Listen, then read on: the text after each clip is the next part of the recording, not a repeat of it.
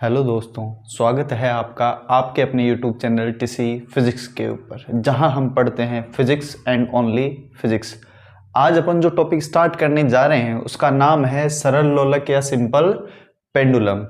दोस्तों, आपके लिए एक न्यूज़ है। मैं आपको ये बताना चाहता हूं कि जो अपन अब से आगे से जितने भी वीडियो बनाएंगे उनके सब के नोट्स हम अपने टेलीग्राम जो चैनल है उसके ऊपर आपको प्रोवाइड कराएंगे, जिसका नाम है टीसी फिजिक्स, और उसका आपको लिंक भी इस वीडियो के डिस्क्रिप्शन में मिल जाएगा। तो चलो दोस्तों, स्टार्ट करते हैं। सिंपल पेंडुलम या सरल लोलक क्या होता है कि किसी दृढ़ आधार से, रिजिड सपोर्ट से जब किसी अवितन्य यानी इनएक्सटेंसिबल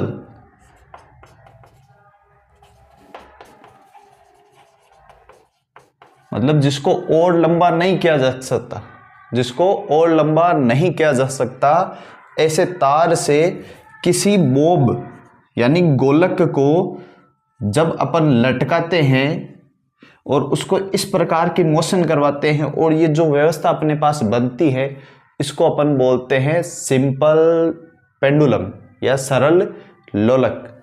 ठीक है, तो दोस्तों इसके अंदर क्या क्या लिया है अपन ने। एक तो रिजिड सपोर्ट के साथ, इसका अपन ने नाम दे दिया O।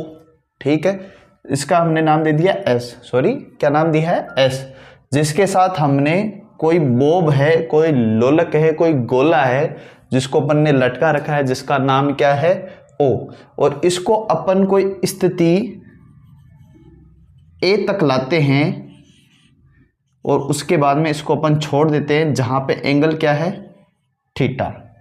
तो दोस्तों ये क्या करने लगता है, सबको पता है, ये दोलन करने लगेगा, ओसिलेशन करेगा। और इस प्रकार के दोलन सरल आवर्ती दोलन या सिंपल हार्मोनिक ओसिलेशंस कहलाते हैं।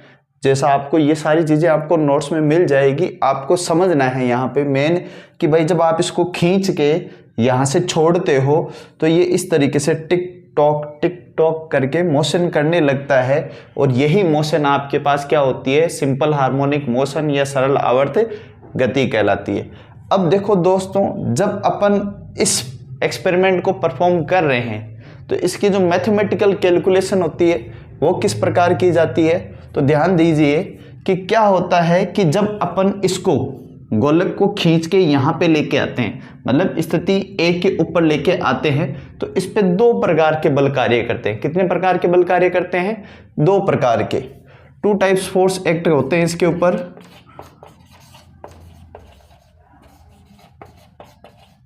जो फर्स्ट होता है वो होता है टेंशन फोर्स। ठीक है, T जो हमेशा लगेगा, टेंशन फोर्स T जो हमेशा लगेगा। फर्स्ट क्या है आपके पास,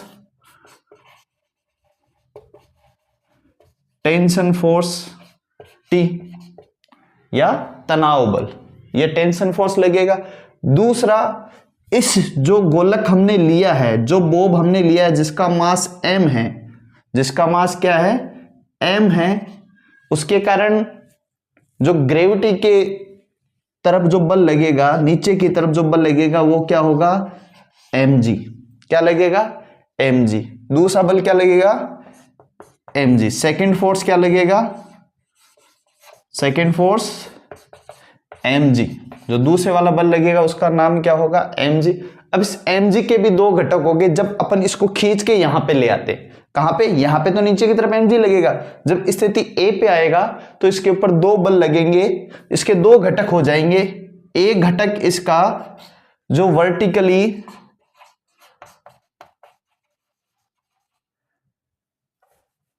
इसके दो घटक होंगे, एक तो इसका वर्टिकली डाउनवर्ड नीचे की तरफ,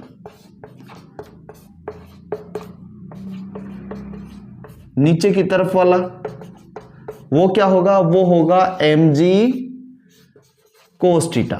और दूसरा जो घटक होगा वो होगा इस अक्ष में। जैसे हमने मान लिया है कि ये सिर्फ x एक्स के अंदर गति कर रहा है, तो इसके अंदर जो घटक होगा वो होगा mg sin थीटा।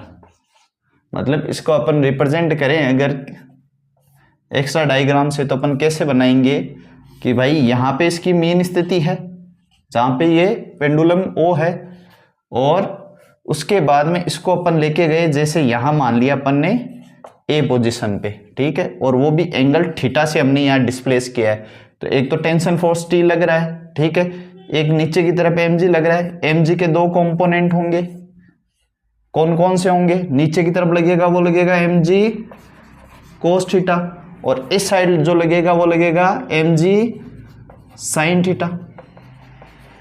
अब देखो दोस्तों, एक समझने वाली बात है, अपन दो कंपोनेंट बांट रहे हैं, तो इनमें से कौन सा ऐसा बल है, जो बल का ऐसा कौन सा घटक है, कंपोनेंट है, जो इसको वापस यहां ला रहा है? क्योंकि अपन ने देखा है कि जब इसको अपन खींच के यहां से छोड़ते हैं तो क्या होता है, ये इधर इधर इधर इधर गति करता है। एक फिक्स पॉइंट है, जैसे हमने ओ मान रखा है, वहां पे जाएगा और उसके बाद में क्या हो जाएगा, वापस अपनी मध्य स्थिति की ओर आएगा, वापस इक्विलिब्रियम की ओर आएगा। इक्विलिब्रियम पोजीशन जो मेन पोजीशन है उसकी तरफ आएगा।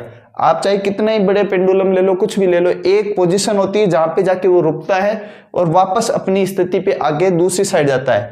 मतलब जितना ये प्लस ए में जाएगा उतना माइनस ए, प्लस ए माइनस ए, इस स्थिति को ये क्या करता है, रिपीट करता है। ऐसा क्यों करता है दोस्तों?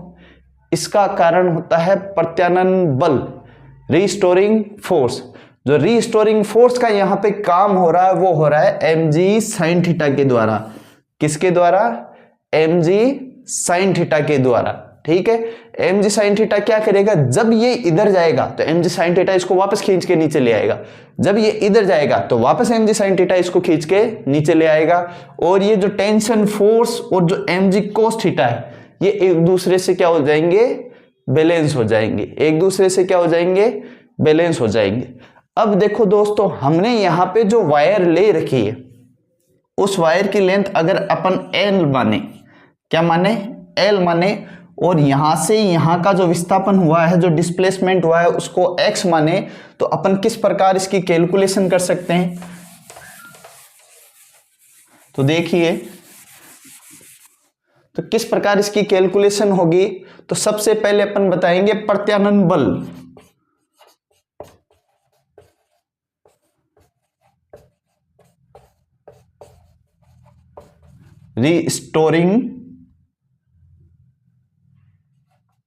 रिस्टोरिंग फोर्स, मतलब ऐसा बल जो इस पेंडुलम को अपनी माध्य स्थिति में लाने की कोशिश कर रहा है, इस बॉब को अपनी माध्य स्थिति में मेन पोजीशन के अंदर लाने की कोशिश कर रहा है, वो आपके पास क्या होता है, वो होता है आपके पास रिस्टोरिंग फोर्स। उसको अपन कैपिटल F से बताएंगे, और उसका मान यहाँ पे क्या है, वो है mg sin थीटा। अब देखो दोस्तों, यहां एक चीज ध्यान देने योग्य और है कि भाई आपने देखा कि जब भी ये आगे बढ़ने की कोशिश कर रहा है, ये इसको वापस खींच के ला रहा है, जब ये इधर जा रहा है, ये वापस इसको खींच के लेके आ रहा है। मतलब हमेशा गति की दिशा के विपरीत, opposite direction to the motion लग रहा है, ठीक है। इसीलिए इसका हमेशा जो डायरेक्शन होगी वो क्या होगी, नेगेटिव होगी। हमेशा इसका मान क्या आएगा, नेगेटिव होगा। और देखो दोस्तों, अगर ये थीटा बहुत छोटा लें, अपन एंगल बहुत छोटा लें, बहुत छोटे से मतलब कि भाई अपन इतना सा हल्का सा डिस्प्लेस करके इसको छोड़ दें, जिसमें इसकी गति अपने को सरल रेखा की तरह दिखाई दे, सिंपल जो स्ट्रेट लाइन है उसकी तरह दिखाई दे, तो अपन क्या मेजर कर सकते हैं, देखो, जब थीटा का मान बहुत कम हो, मतलब सो स्मॉल हो, तब अपन थीटा को रेडियन में मेजर कर सकते हैं, और अपन बताएंगे कि sine theta almost equals to हो जाएगा थीटा के। तब आपके पास जो रिस्टोरिंग फोर्स होगा, क्या होगा वो, तब रिस्टोरिंग फोर्स आपके पास क्या होगा, आपके पास रिस्टोरिंग फोर्स होगा तब F इक्वल्स टू माइनस का mg थीटा। क्या होगा आपके पास उस टाइम, जो रिस्टोरिंग फोर्स होगा वो क्या होगा, F इक्वल्स टू माइनस का mg थीटा। क्या होगा, F इक्वल्स टू माइनस का mg थीटा। अब देखो दोस्तों, इसके अंदर और अपन क्या चेंज कर सकते हैं, इसके अंदर अपन चेंज कर सकते हैं कि भाई यहां से अपन त्वरण की कैलकुलेशन करें, ठीक है, प्रत्यानंद त्वरण।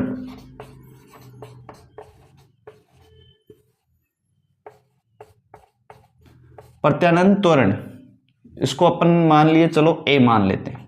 तो यहां पे अपने को पता है F बराबर क्या होता है, m में होता है, न्यूटन के सेकंड लॉ से। तो अपन क्या करेंगे, m को उड़ा दो, जो आपके पास बचा है वो क्या है, माइनस का जी थीटा, रीस्टोरिंग एक्सीलरेशन या प्रत्यानंद त्वरण होता है। अब देखो इस डायग्राम से, जब अपन ने थीटा बहुत कम ले रखा है और हमने यहां से यहां का विस्थापन क्या मानना है, x मानना है, तो आपके पास जो थीटा होगा वो क्या हो जाएगा, माइनस का जी। और अब देखो थीटा बराबर क्या होता है, आर्क अपॉन रेडियस, ठीक है, क्या होता है, आर्क अपॉन रेडियस या चाप बटा त्रिज्या, चाप बटा त्रिज्या, ठीक है। तो यहां पे जो चाप है उसका मान क्या है, x, जो चाप है उसका मान क्या है, x, और जो आपके पास रेडियस है, जो ये जो अपन ने दूरी मान रखी l, जब इसको देखो पूरे को घुमाओ तो ये l कांस्टेंट रहेगी, तो l आपके पास क्या हो जाएगी यहां से रेडियस, तो g बाई एल। तो a बराबर क्या हो जाएगा आपके पास, माइनस का gx अपॉन एल। इसको इक्वेशन नंबर 1 दो, ठीक है, इसको इक्वेशन नंबर 1 दो। और अब अपन गति के समीकरण से, अब अपन गति के समीकरण से बात करेंगे। गति का समीकरण क्या कहता है, गति का समीकरण कहता है कि d2x अपॉन dt स्क्वायर क्या होता है, ये एक्सीलरेशन a होता है, ठीक है। इसको भी वेक्टर देके चलो दोस्तों, ठीक है, क्या होता है d2x अपॉन dt स्क्वायर। इसको इक्वेशन नंबर आप 2 दे दो, फिर लिखो समीकरण 1 और 2 से आपके पास क्या आ जाएगा, आपके पास आ जाएगा d2x अपॉन dt स्क्वायर बराबर माइनस का जी एक्स अपॉन एल, माइनस का जी एक्स अपॉन एल। अब इसको इस साइड शिफ्ट कर लो तो आपके पास आ जाएगा d2x upon dt square plus का जी एक्स अपॉन एल बराबर 0। और इसको एक और फॉर्म में लिख सकते हैं अपन, d2x upon dt square plus omega naught का स्क्वायर x बराबर 0।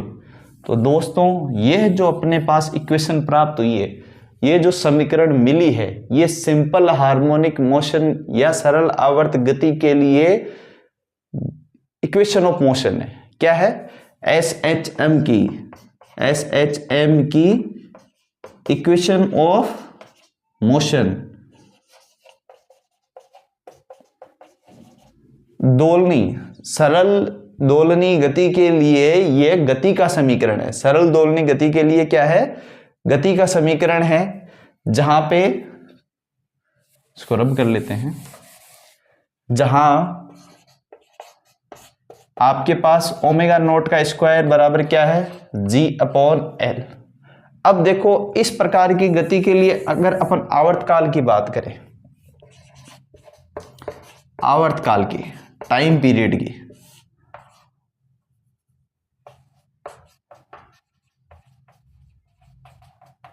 तो टाइम पीरियड क्या होगा, यहां से आपके पास t बराबर, अपन ने पहले जो इसके पहले बीएससी फर्स्ट ईयर का जो पहला नंबर लेक्चर चलाया था उसके अंदर अपन ने टाइम पीरियड की, आवर्तकाल की बात की थी और हमने बताया था ये फॉर्मूला होता है 2 पाई अपॉन ओमेगा। तो यहां से ओमेगा नोट है, ओमेगा सेम सी बात है, इसका मान रखो तो आपके पास आ जाएगा 2 पाई रूट एल बाई जी। जहां देखो दोस्तों जी आपके पास क्या है, गुरुत्वीय त्वरण, ग्रेविटेशनल एक्सेलरेशन, एल आपके पास क्या है, इफेक्टिव लेंथ, क्या है, इफेक्टिव लेंथ। अब देखो यहां पे क्या होता है कि कंपटीशन में कई बार आपसे क्वेश्चन पूछा जाता है कि भाई अगर कोई आदमी झूले के ऊपर झूल रहा है, ठीक है, कोई आदमी है, देखो ये है, ये अपन ने झूला बना रखा है, इसके ऊपर कोई आदमी झूले के ऊपर झूल रहा है, बैठा हुआ है, ठीक है, झूल रहा है, तो उसका आवर्तकाल अपन इस फॉर्मूले से दे सकते हैं। अब वो कोई मान नहीं देंगे आपको, आपसे क्वेश्चन पूछेंगे यदि आदमी खड़ा हो जाए, मतलब ये क्या हो जाए, अपनी जगह खड़ा होके फिर झूला खाए, तो इसका आवर्तकाल क्या होगा, कम होगा या ज्यादा होगा। तो दोस्तों आपको इस फॉर्मूले से देखने से लगेगा कि एल तो बढ़ रही है, आदमी खड़ा हो रहा है, इसकी लंबाई बढ़ रही है, तो आवर्तकाल क्या हो जाना चाहिए, बढ़ जाना चाहिए। पर ऐसा नहीं होता है दोस्तों, जो एल है वो ऊपर से लेंथ है, इसको बोलते हैं इफेक्टिव लेंथ, प्रभावी दूरी। क्या है, प्रभावी लंबाई, प्रभावी दूरी या इफेक्टिव लेंथ। इसके अंदर जब आदमी खड़ा होता है तो लेंथ क्या हो जाती है, ऊपर वाली कम हो जाती है। ऊपर जो इसके पास रिजिड सपोर्ट है, ऊपर की तरफ झूले के ऊपर जो अपन ने जहां से झूला बांध रखा है उसके पास पहुंचता है। जब उसकी दूरी कम हो जाती है तो आवर्तकाल कम हो जाता है। तो उम्मीद करता हूं कि दोस्तों जो मैंने आज सरल लोलक या सिंपल पेंडुलम पढ़ाया है वो आपको समझ में आया होगा। और जो हमारा ये जो लेक्चर हुआ है इसके नोट्स आपको टीसी फिजिक्स टेलीग्राम चैनल पे मिल जाएंगे और उसका लिंक आपके जो डिस्क्रिप्शन है, इस वीडियो की डिस्क्रिप्शन में मिल जाएगा। तो धन्यवाद दोस्तों, स्वस्थ रहिए, मस्त रहिए।